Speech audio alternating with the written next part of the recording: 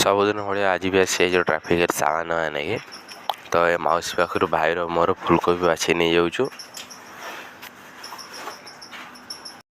तार निज बाड़ी आनी फुलकोबी भल देसी कोबी अच्छे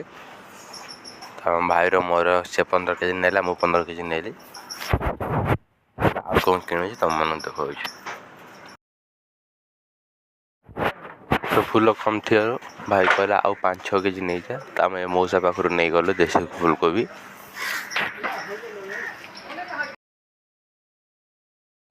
तो से फूल नहीं आसला आम आसो धनिया किनिया नहीं तो मोर नहीं गली 1.5 किलो आउ भाईर नहीं गली 5 किलो भाया 500 टका भाईर नहीं गले तो नहीं जह्नी बजार जह्नी गला 40 टका केजी 40 टका नहीं बिकी केते बाछी तो सामान नहीं पहुँची गला मार्केट रे चलो दुकान खोलिया पालाटा पके आगे पाला पके सारी सामान बाहर करी गोटे ऊपर गोटे सामान थोईदवा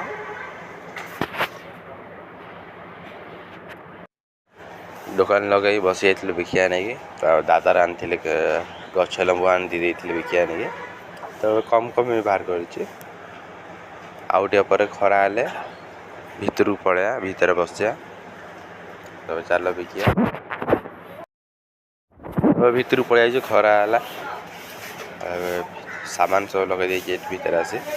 आउ कम अच्छे तो चल के कौन के बिक्री हो देखिए देखिए सामान सब सरी जाइए